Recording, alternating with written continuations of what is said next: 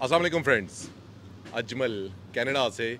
आज मैं आपसे एक स्टोरी शेयर करता हूँ एक दोस्त की, एक साहब की, जो कि 2013 में यहाँ पे आए और 2023 तक की उनकी सक्सेस स्टोरी है। जब वो यहाँ पे आए तो 2-3 दिन बाद उनके पास 100 कैनेडियन डॉलर्स थे और अभी जब मेरी उनसे मुलाकात हुई 4-5 दिन पहले तो वो 2 मिलियन के मिसिसागा में एक बड़े ज़बरदस्त घर के मालिक थे। उनका ये सफ़र कैसा रहा, उन्होंने कैसे मुश्किलात काटी, और मैं ये भी बताता चलूँ कि इस 10 साल 2013 से 2023 का जो साल है, इसमें उन्होंने टैक्सी की, ऊबर की और टैक्सी ही की। उन्होंने इसके अलावा कुछ नहीं किया। वीडियो शुरू करने से पहले, मैं हूं अजमल, आप देख रहे हैं मेरा यूट्यूब चैनल। वीडियो अच्छी लगे लाइक करें, शेयर करें, सब्सक्राइब करें। मेरी उनसे जब मुलाकात हुई तो उन्होंने मुझे अपना घर दिखाया अभी कुछ दिन पहले मिसिसागा में, और बड़ा ज़बरदस्त उनका घर था और बड़ी ही ज़बरदस्त लोकेशन पे था। और जो यहाँ पे टोरंटो में रहने वाले हैं उनको मिसिसागा की इम्पोर्टेंस का पता है। कंपनी कम्युनिटी, जो अपनी देसी कम्युनिटी जितनी भी है, मुस्लिम कम्युनिटी, वो मिसिसागा में बड़ी अच्छी तादाद में और बड़ी ही ज़बरदस्त जगह पे उनका घर है। मैं जब उनसे मिला तो उन्होंने अपनी सक्सेस स्टोरी मुझसे शेयर की। 2013 में वो जब आए थे तो उनके पास 100 कैनेडियन डॉलर्स थे। इससे पहले उन्होंने मुझे बताया कि वो कभी उन्होंने स्टूडेंट वीज़ा के लिए ऑस्ट्रेलिया के लिए अप्लाई किया था और वो वहाँ से कुछ मार्क्स से रह गए थे। उसके बाद दुबई में वो गए। दुबई में भी जब उनका काम बड़ा ज़बरदस्त होने लगा था तो उस वक्त एग्जैक्टली ये हुआ कि 9/11 हो गया और काफ़ी तंगी हो गई पाकिस्तानियों के लिए, तो ये वहाँ से वापस आ गए।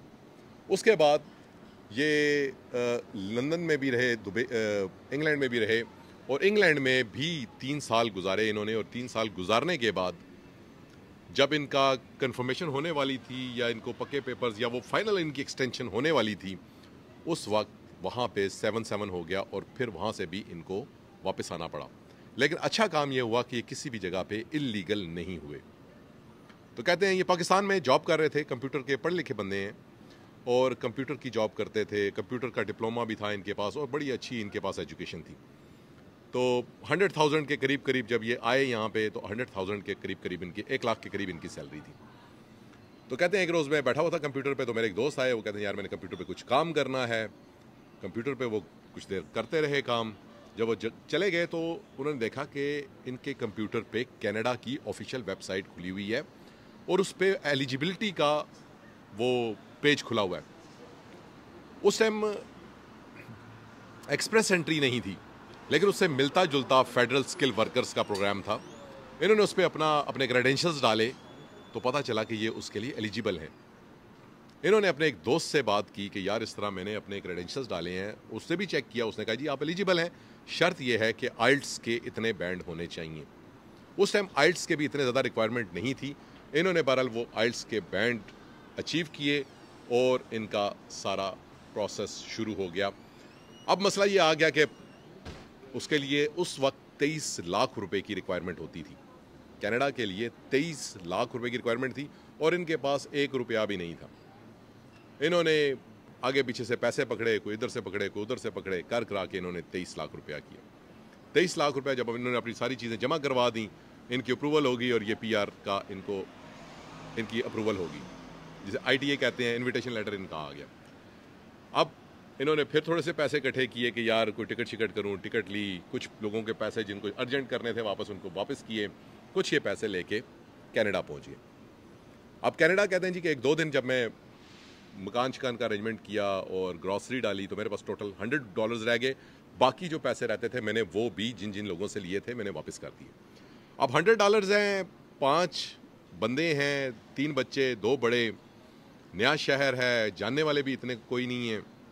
बड़े परेशान। कहते हैं रात को मुझे नींद ना आई कि यार अगर कल ग्रॉसरी ख़त्म हो जाएगी तो परसों क्या होगा हमारे साथ। कहते हैं जी मैंने एक दोस्त को फ़ोन किया और सुबह उठ के, और दोस्त ने मुझे कहा जी फलानी जगह पे आप ऐड लगा हुआ है, वहाँ पे आप चले जाएं। कहते हैं मैं वहाँ पे चला गया तो वहाँ पे लेबर की जॉब थी। अब बंदा पढ़ा लिखा था, बंदे ने कभी काम मुशक्क़त वाला काम नहीं किया हुआ था। उन्होंने वर्दी बनाई, उन्होंने बताया जी कि आपको 8 घंटे के $80 मिलेंगे, $10 पर आवर है। उन्होंने कहा ठीक है। 1 दिन काम किया, 2 दिन काम किया, 3 दिन काम किया। चौथे दिन कहते हैं जी कि कमर में से मेरी दर्द निकल गया। इनकी कमर में शायद पहले भी दर्द था हल्का फुल्का, लेकिन वो जब काम वेयर हाउस का बड़ा सख्त था और मुख्तलिफ जगहों पे था।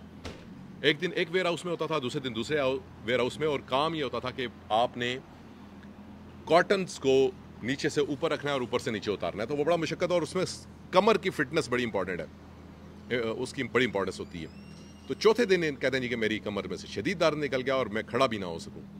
तो मैंने बमुश्किल अपने सीनियर से छुट्टी ली और मैं घर चला गया और मुझे ये पता चल गया कि मैं ये लेबर वाला काम मैं नहीं कर सकता। कहते हैं जी मैंने फिर एड्स देखने शुरू किए तो पता चला जी कि पिज़्ज़ा डिलीवरी की जॉब है एक जगह। कहते हैं जी पेन किलर्स वगैरह खा खू के मैं उसके पास चला गया, बंदे के पास। तो उन्होंने कहा जी कि आप, यही हमारी टर्म्स एंड कंडीशंस हैं, हम इतने इतने पैसे देंगे आपको और उसके लिए चाहिए थी गाड़ी। अच्छा, इनके पास लाइसेंस था। अब फिर इन्होंने सर्च करना शुरू किया तो पता चला कि जी अब पैसे इनके पास टोटल $200-300 या $350 हैं।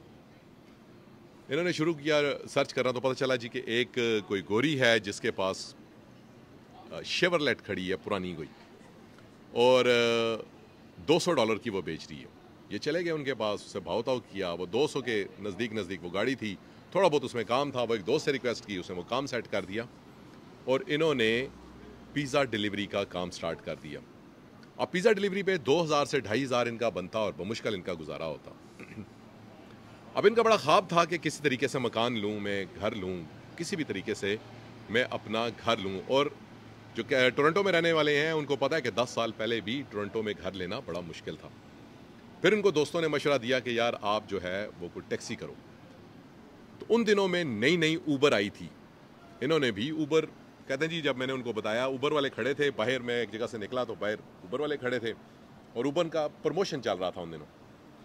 तो मैंने उनसे कहा जी कि मैं ऊबर करना चाहता हूँ। उन्होंने $2000, उन्होंने जो प्राइस था वो, ये उन स्टार्टिंग लोगों में से थे, ऊबर ड्राइवर्स में से थे, जिनको ऊबर कंपनी ने $2000 का प्राइस दिया। कहते हैं जी मैंने स्टार्ट कर दिया। अब करते रहे, उन्होंने काम करते रहे, दिन रात एक किया, सुबह दोपहर शाम वो ऊबर करते रहे।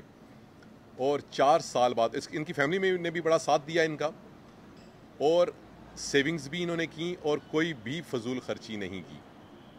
अब इनकी बड़ी ख्वाहिश थी कि मिसिसागा में घर मिल जाए, मगर जो इनकी कैपेसिटी बनी 4 साल बाद वो तकरीबन कोई 6 लाख के राउंड अबाउट बनी।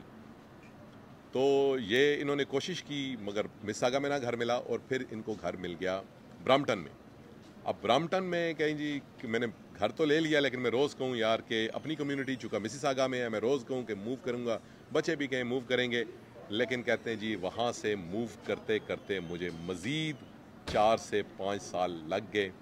दिन रात इन्होंने एक किया, सेविंग्स की, कोई फजूल खर्ची नहीं की, और आखिरकार ये एक महीना पहले ये शिफ्ट हुए, तो तकरीबन 2 महीने पहले इन्होंने ये घर ले लिया मिसिसागा वाला, और मिसिसागा के घर में ये शिफ्ट हुए, और मिसिसागा का घर तकरीबन 2 मिलियन का है।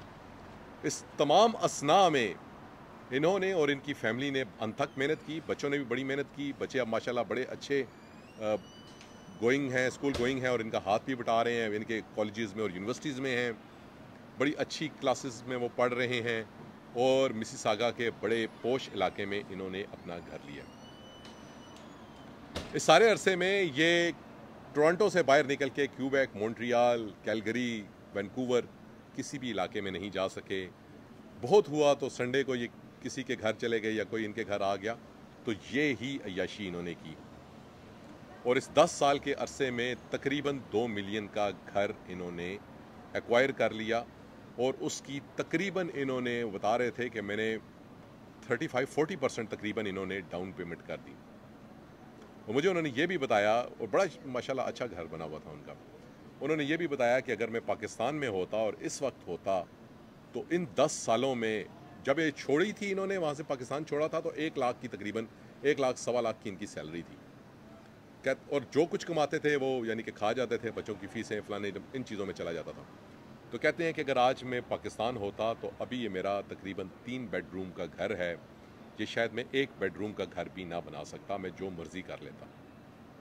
तो ये सक्सेस स्टोरी थी उन दोस्त की जो आज से 10 साल पहले आए। 10 साल में उन्होंने अनथक मेहनत की, और मेहनत करके उन्होंने मिसिसागा में एक अच्छी जगह पे अपना घर बनाने में कामयाब हो गए, अपने बच्चों को पढ़ाने में कामयाब हो गए, और इस सारे उसमें उनकी फैमिली में उनका बड़ा साथ दिया और उन्होंने भी बड़ी अनथक मेहनत की। आज के दौर में भी टोरंटो में, ओंटारियो में टैक्सी चला के बंदा घर ले सकता है। टफ होता है, मुश्किल है, मैंने यहाँ पे देखे हैं, लेकिन आज के दिन में भी, आज के दौर में भी टैक्सी चला के बंदा शायद को पोश इलाके में घर ना ले सके, लेकिन दरमियानी सी जगह पे आज के दौर में भी 2-3 साल के बाद, 4 साल के बाद यहाँ पे बंदा घर ले सकता है, यहाँ पे अच्छे पैसे अर्न कर सकता है, बच्चों को अच्छी एजुकेशन, इंटरनेशनल लेवल की एजुकेशन दिलवा सकता है। और अब वो कह रहे थे कि मैं कनाडा एक्सप्लोर करूँगा, अब वो कह रहे थे कि मैं सारी दुनिया घूमूंगा, जो भी, क्योंकि मैंने जो अपना मेन टारगेट था वो अचीव कर लिया है। और सारे अरसे में वो ऊबर भी करते रहे, दूसरी टैक्सी भी करते रहे, लेकिन ज़्यादा उन्होंने की टोटल टैक्सी ही है, ऊबर भी की है और दूसरी टैक्सी जो प्राइवेट टैक्सीज हैं वो भी उन्होंने की हैं। तो इस स्टोरी को बताने का मकसद, सुनाने का मकसद ये था कि आज के दिन में भी ऊबर टैक्सी करके लोग यहाँ पे अच्छी ज़िंदगी गुजार सकते हैं, बहुत लंबा चौड़ा घूम फिर नहीं सकते, अपने एक्सपेंसेस मीट कर सकते हैं, कुछ ना कुछ बचा सकते हैं, और वो बचा के 10 साल बाद आपकी मर्ज़ी है कि आप 2 मिलियन का घर ले लें, कोई कारोबार शुरू कर दें, या कोई और आप अपना प्रोजेक्ट स्टार्ट कर सकते हैं। तो कनाडा आपको ऐसे मौके ज़रूर देता है कि जिसे आप अपने ख्वाबों को उनकी ख्वाबों की ताबीर कर सकते हैं। वीडियो अच्छी लगे लाइक करें, शेयर करें, सब्सक्राइब करें।